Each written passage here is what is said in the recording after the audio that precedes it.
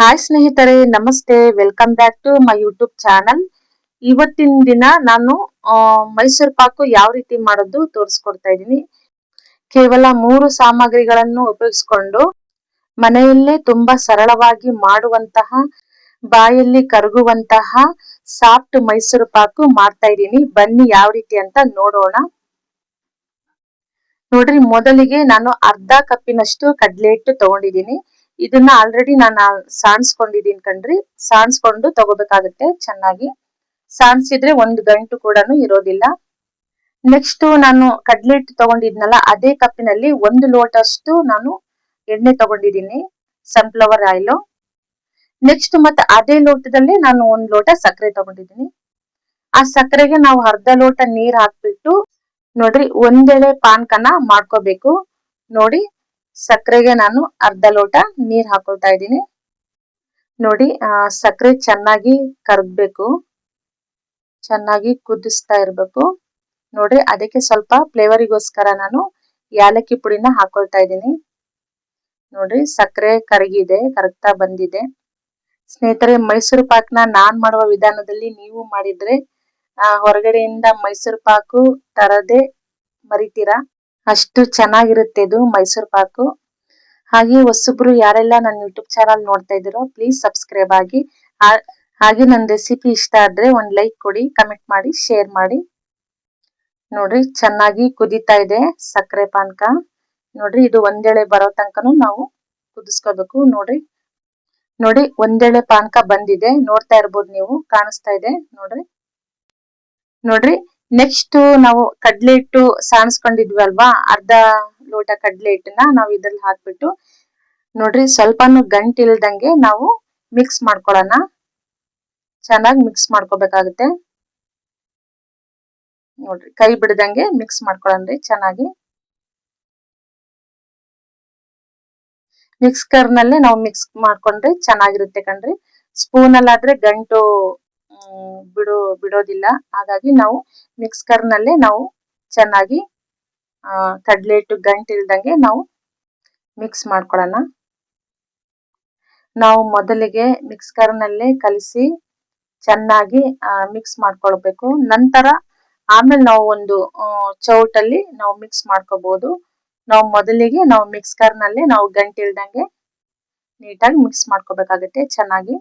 ನೋಡ್ರಿ, ಗಂಟು ಎಲ್ಲಾನು ಬಿಡುತ್ತು, ಒಂದ್ ಸ್ವಲ್ಪನೂ ಗಂಟಿಲ್ದಂಗೆ ಎಷ್ಟು ಚೆನ್ನಾಗಿ ಬಂದಿದೆ ನೋಡ್ರಿ. ನೆಕ್ಸ್ಟ್ ಇದಕ್ಕೆ ನಾವು ಎಣ್ಣೆ ಹಾಕೊಳ್ಳಂದ್ರೆ ಈಗ ಅರ್ಧ ಹಾಕೊಂಡಿದೀನಿ. ನೆಕ್ಸ್ಟ್ ಆಮೇಲೆ ಸ್ವಲ್ಪ ಸ್ವಲ್ಪ ಹಾಕೊಳ್ತಾನೆ ನಾವು ಕಲ್ಸ್ಕೊಳ್ಳೋಣ, ಮಿಕ್ಸ್ ಮಾಡ್ಕೊಳ್ಳೋಣ. ನೋಡ್ರಿ, ಚೌಟಲ್ಲಿ ನಾವು ನೀಟಾಗಿ ಮಿಕ್ಸ್ ಮಾಡ್ಕೊಳ್ಳೋಣ ಚೆನ್ನಾಗಿ. ನೋಡ್ರಿ, ಎಣ್ಣೆನ ಕಡ್ಲೆ ಹಿಟ್ಟಲ್ಲಿ ಹೀರ್ಕೊಳ್ತಾ ಬರುತ್ತೆ ಕಣ್ರಿ ಚೆನ್ನಾಗಿ. ಅದು ಬಬಲ್ಸ್ ಬರುತ್ತೆ ಅಲ್ವಾ, ಬಬಲ್ಸ್ ಕಡಿಮೆ ಹಾಕೊಂತ ಬರುತ್ತೆ. ಅದು ಎಣ್ಣೆ ಮಿಶ್ರಣ ಚೆನ್ನಾಗಿ ಹೀರ್ಕೊಳ್ತಾ ಬರುತ್ತೆ ಕಣ್ರಿ. ಕಡ್ಲೆ ಹಿಟ್ಟು ಗಟ್ಟಿ ಆಗ್ತಾ ಬರುತ್ತೆ. ಅದು ಕಡ್ಲೆ ಹಿಟ್ಟು ಎಣ್ಣೆಲಿ ಯಾವಾಗ ಹೀರ್ಕೊಳ್ಳುತ್ತಾ ಅವಾಗ ಸ್ವಲ್ಪ ಅದು ಬಬಲ್ಸ್ ಕಡಿಮೆ ಆಗ್ತಾ ಬರುತ್ತೆ. ನೋಡ್ರಿ, ಚೆನ್ನಾಗಿ ನಾವು ಮಿಕ್ಸ್ ಮಾಡ್ಕೊಳ್ತಾನೆ ಇರ್ಬೇಕು, ಕೈ ಬಿಡದಂಗೆ ಕಲಗಿಸ್ತಾನೆ ಇರ್ಬೇಕು ಚೆನ್ನಾಗಿ. ಹಾಗೆ ಯಾರೆಲ್ಲ ನಮ್ಮ ಚಾನಲ್ಗೆ ಸಬ್ಸ್ಕ್ರೈಬ್ ಆಗಿದ್ದೀರಾ ಅವ್ರಿಗೆಲ್ಲರಿಗೂ ತುಂಬಾ ಧನ್ಯವಾದಗಳು ಸ್ನೇಹಿತರೆ. ನೆಕ್ಸ್ಟ್ ಇನ್ನೊಂದ್ ಸ್ವಲ್ಪ ಎಣ್ಣೆ ಇತ್ತಲ್ಲ, ಅದನ್ನು ಹಾಕೊಳ್ಳಂದ್ರಿ. ನೋಡ್ರಿ, ಇದಕ್ಕೆ 1 ಲೋಟ ಆಗುತ್ತೆ ಕಣ್ರಿ. ಅರ್ಧ ಲೋಟ ಹಿಟ್ಟಿಗೆ ನಾವು 1 ಲೋಟ ಎಣ್ಣೆ ಬೇಕೇ ಇದಕ್ಕೆ. ನಾನು ಒಂದ್ ಸ್ವಲ್ಪನೂ ಉಳಿಸೋದಿಲ್ಲ, ಅಷ್ಟನ್ನು ಹಾಕೊಳ್ತಾ ನಾನು ಮಿಕ್ಸ್ ಮಾಡ್ಕೊಳ್ತಾ ಇದ್ದೀನಿ. ಅದು ಕಡ್ಲೆ ಹಿಟ್ಟು ಎಲ್ಲ ಎಣ್ಣೆ ಮಿಶ್ರಣ ಹೀರ್ಕೊಳ್ಳುತ್ತೆ ಕಣ್ರಿ. ಹೀರ್ಕೊಳ್ತಾ ಅದು ಕಡ್ಲೆ ಹಿಟ್ಟು ಗಟ್ಟಿ ಆಗ್ತಾ ಬರುತ್ತೆ. ಅವಾಗ ಮೈಸೂರು ಪಾಕು ರೆಡಿ ಆಗುತ್ತೆ. ನೋಡ್ರಿ, ಇನ್ನು ಉಳಿಕೆದು ಅಷ್ಟು ಹಾಕ್ತಾ ಇದೀನಿ ನಾನು.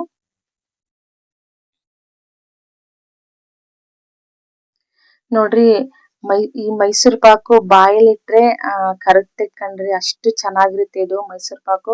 ನೀವು ಹೊರಗಡೆ ತಂದು ತಿನ್ನೋದೇ ಮರ್ತ್ ಬಿಡ್ತೀರಾ, ಮನೇಲೆ ಮಾಡ್ತೀರಾ, ಅಷ್ಟು ಚೆನ್ನಾಗಿರುತ್ತೆ ಇದು. ನೋಡ್ರಿ, ಎಲ್ಲ ಎಣ್ಣೆ ಹೀರ್ಕೊಳ್ತಾ ಇದೆ, ಇನ್ನು ಬಬಲ್ಸ್ ಹೋಗಿಲ್ಲ. ಅದು ಹೋಗೋ ತನಕನೂ ನಾವು ಇದೇ ರೀತಿನೇ ಮಿಕ್ಸ್ ಮಾಡ್ಕೋಬೇಕಾಗುತ್ತೆ ಚೆನ್ನಾಗಿ.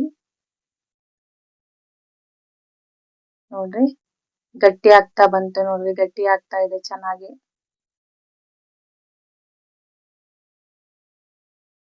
ಇದು ಒಂದು 20 ನಿಮಿಷನಾದ್ರೂ ಬೇಕು ಕಣ್ರಿ ಮೈಸೂರು ಪಾಕು ಮಾಡ್ಲಿಕ್ಕೆ. ಟೈಮು ಒಂದು 20 ನಿಮಿಷನಾದ್ರೂ ಬೇಕೇ ಬೇಕು. ನೋಡ್ರಿ ಎಷ್ಟು ಚೆನ್ನಾಗಿ ಬರ್ತಾ ಇದೆ ನೋಡ್ರಿ. ಮೈಸೂರು ಪಾಕು ಗಟ್ಟಿ ಆಗ್ತಾ ಬಂದಿದೆ. ಕಡ್ಲೆ ಹಿಟ್ಟು ನಾನು ಅದು ಎಣ್ಣೆ ಅಷ್ಟನ್ನು ಹಾಕೊಂಡಿದೀನಿ ಕಣ್ರಿ. ಒಂದ್ ಲೋಟ ಎಣ್ಣೆ ತಗೊಂಡಿದ್ನಿ ಅಲ್ಲ, ಅದು ಆಯಿಲ್ ಅಷ್ಟು ಹಾಕೊಂಡು ಎಣ್ಣೆ ಸ್ವಲ್ಪ ಬಿಸಿ ಮಾಡ್ಕೊಂಡಾದ್ರೂ ಹಾಕೋಬಹುದು. ನಾನಿಲ್ಲಿ ಹಾಗೆ ತಣ್ಣನ ಎಣ್ಣೆನೆ ಹಾಕಿ ಮಾಡ್ತಾ ಇದೀನಿ ಕಣ್ರಿ. ಹೆಂಗ್ ಮಾಡಿದ್ರು ಬರುತ್ತೆ ಕಣ್ರಿ ಮೈಸೂರ್ ಪಾಕ್, ಅಷ್ಟು ಚೆನ್ನಾಗಿರುತ್ತೆ. ಅರ್ಧ ಲೋಟ ನಾನು ಕಡ್ಲೆ ಹಿಟ್ಟು ತಗೊಂಡಿದ್ದೀನಿ, ಅದ್ರಲ್ಲಿ 1 ಲೋಟನಷ್ಟು ನಾನು ಎಣ್ಣೆ ತಗೊಂಡಿದ್ದೀನಿ. ಹಾಗೆ ಸಕ್ಕರೆನು 1 ಲೋಟನೇ. ಕರೆಕ್ಟ್ ನಾವು ಮೆಥಡ್ ಅಳತೆಯಲ್ಲಿ ನಾವು ಮಾಡಿದ್ರೆ ಮೈಸೂರ್ ಪಾಕು ತುಂಬಾ ಚೆನ್ನಾಗಿ ಬರುತ್ತೆ. ಬಾಯಲ್ಲಿ ಕರಗುತ್ತೆ ಕಣ್ರಿ. ನೋಡ್ರಿ ಮೈಸೂರ್ ಪಾಕು ರೆಡಿ ಆಗಿದೆ. ನಾನಿಲ್ಲಿ ಒಂದ್ ತಟ್ಟೆಯಲ್ಲಿ ಎಣ್ಣೆನ ಸವರ್ಕೊಂಡಿದೀನಿ, ಆ ತಟ್ಟೆಯಲ್ಲಿ ಹಾಕೊಳ್ಳನ್ರಿ. ನೋಡ್ರಿ ಅದು ಮೈಸೂರ್ ಪಾಕು ತಟ್ಟೆಲಿ ಹಾಕೋದು ಅದು ಸ್ಕಿಪ್ ಆಗಿದೆ ಕಣ್ರಿ. ಏನು ಅನ್ಕೋಬೇಡ್ರಿ, ಅದು ವಿಡಿಯೋ ಸ್ಕಿಪ್ ಆಗಿದೆ. ನೋಡ್ರಿ ಹಾಕಿದೀನಿ, ತಟ್ಟೆಲಿ ಅಷ್ಟು ಹಾಕೊಳ್ತಾ ಇದೀನಿ. ನೋಡ್ರಿ ಎಷ್ಟು ಚೆನ್ನಾಗ್ ಬಂದಿದೆ. ಇದನ್ನ ನಾವು 1 ತಾಸು ನಾವು ಹಾರ್ಲಿಕ್ಕೆ ಬಿಡ್ಬೇಕು, ಇಲ್ಲ ತಣ್ಣಗಾಗ್ಲಿಕ್ಕೆ ಬಿಡ್ಬೇಕು. ಅದು ಟೈಮಿಂಗ್ಸ್ ಎಷ್ಟಾಗುತ್ತೋ ಗೊತ್ತಿಲ್ಲ. ಒಂದ್ ಅರ್ಧ ಗಂಟೆನಾದ್ರೂ ಬೇಕು, ಇಲ್ಲ 1 ತಾಸಾದ್ರೂ ಬೇಕು. ಒಟ್ಟು ತಣ್ಣಗಾಗ್ಬೇಕಂದ್ರೆ ತಣ್ಣಗಾದ ನಂತರ ನಾವು ಮುಂಚೆನೆ ಇಲ್ಲಿ ಸ್ಟಾರ್ಟಿಂಗ್ ನಾವು ಸ್ವಲ್ಪ ಆರಿದ ನಂತರ ನಾವು ಚಾಕುವಿನಿಂದ ಕಟ್ ಮಾಡ್ಕೋಬೇಕಾಗುತ್ತೆ ಗೆರೆ ಗೆರೆ. ನೋಡ್ರಿ ಈ ರೀತಿ ಶೇಪ್ ಅಲ್ಲಿ ಕಟ್ ಮಾಡ್ಕೊಳನ್ರಿ. ಸ್ವಲ್ಪ ಆರಿದೆ, ಸ್ವಲ್ಪ ಮಟ್ಟಿಗೆ ಆರಿದೆ, ಆವಾಗ್ಲೇ ನಾವು ಗೆರೆನ ನಾವು ಕೊಯ್ಕೋಬೇಕಾಗುತ್ತೆ ಶೇಪು. ಆಮೇಲೆ 1 ತಾಸು ನಂತರ ಇನ್ನೊಂದ್ ಸಾರಿ ನಾವು ಕಟ್ ಮಾಡ್ಕೊಳ್ಳೋಣ. ನೋಡ್ರಿ 1 ಗಂಟೆ ಆಗಿದೆ. ನೋಡಿ ಮತ್ತೆ ಇನ್ನೊಂದ್ಸಲ ನಾನು ಕಟ್ ಮಾಡ್ಕೊಳ್ತಾ ಇದೀನಿ. ಚೆನ್ನಾಗಿ ಬಿಡಿ ಬಿಡಿಯಾಗಿ ಎಷ್ಟು ಚೆನ್ನಾಗಿ ಬಂದಿದೆ ನೋಡ್ರಿ. ಮೈಸೂರ್ ಪಾಕು ತುಂಬಾನೇ ಚೆನ್ನಾಗಿ ಬರುತ್ತೆ ಕಣ್ರಿ. ಬಾಯಲ್ಲಿ ಇಟ್ರೆ ಕರಗುತ್ತೆ, ಅಷ್ಟು ಚೆನ್ನಾಗಿ ಬರುತ್ತೆ ಮೈಸೂರ್ ಪಾಕು. ತುಂಬಾನೇ ಟೇಸ್ಟಿ ಇರುತ್ತೆ. ನಾವೆಲ್ಲರೂ ಅಲ್ಲೇ ತಿಂದಿದೀವಿ ಕಣ್ರಿ. ತುಂಬಾನೇ ಚೆನ್ನಾಗಿರುತ್ತೆ ಇದು ಮೈಸೂರ್ ಪಾಕು. ಮನೇಲಿ ಮಕ್ಕಳು ದೊಡ್ಡವರು ಎಲ್ರು ಇಷ್ಟಪಟ್ಟು ತಿಂತಾರೆ, ಅಷ್ಟು ಚೆನ್ನಾಗಿರುತ್ತೆ. ನೀವು ಒಂದ್ಸಲ ಮನೇಲಿ ಟ್ರೈ ಮಾಡಿ, ಯಾವ ರೀತಿ ಬಂದಿದೆ ಅಂತ ಕಮೆಂಟ್ ಬಾಕ್ಸ್ ಅಲ್ಲಿ ತಿಳಿಸಿ ಸ್ನೇಹಿತರೆ. ನೋಡ್ರಿ ಒಂದ್ ಪ್ಲೇಟಿಗೆ ಹಾಕೊಳ್ತಾ ಇದೀನಿ. ಎಲ್ಲಾನು ಒಂದ್ ಪ್ಲೇಟಿಗೆ ಹಾಕೊಳ್ಳೋಣ. ಅದು ಮೈಸೂರ್ ಪಾಕು ನಾನು ಸ್ವಲ್ಪ ಶೇಪಲ್ಲಿ ಕರೆಕ್ಟ್ ಆಗಿ ಕಟ್ ಮಾಡಿಲ್ಲ, ಏನು ಅನ್ಕೋಬೇಡಿ. ನೀವು ನೀಟಾಗಿ ಕಟ್ ಮಾಡ್ಕೊಳ್ಳಿ ಚೆನ್ನಾಗಿ. ನೋಡ್ರಿ ಎಷ್ಟು ಚೆನ್ನಾಗಿ ಬಂದಿದೆ ಅಂದ್ರೆ ಬಾಯಲ್ಲಿ ನೀರ್ ಬರ್ತಾ ಇದೆ ಕಣ್ರಿ, ಅಷ್ಟು ಚೆನ್ನಾಗಿರುತ್ತೆ ಇದು ಮೈಸೂರ್ ಪಾಕು. ನೋಡ್ರಿ ಎಷ್ಟು ಚೆನ್ನಾಗಿ ಬಂದಿದೆ. ಒಂದ್ ಮುರಿದ್ ಬಿಟ್ಟು ನೋಡನ್ರಿ. ನೋಡ್ರಿ ಎಷ್ಟು ಚೆನ್ನಾಗಿ ಬಂದಿದೆ. ಹೀಗೆ ನಮ್ಮ ವಿಡಿಯೋ ನೋಡ್ತಾ ಇರಿ. Thanks for watching video. Next ವಿಡಿಯೋದಲ್ಲಿ ಸಿಗೋಣ ಸ್ನೇಹಿತರೆ. ಬಾಯ್.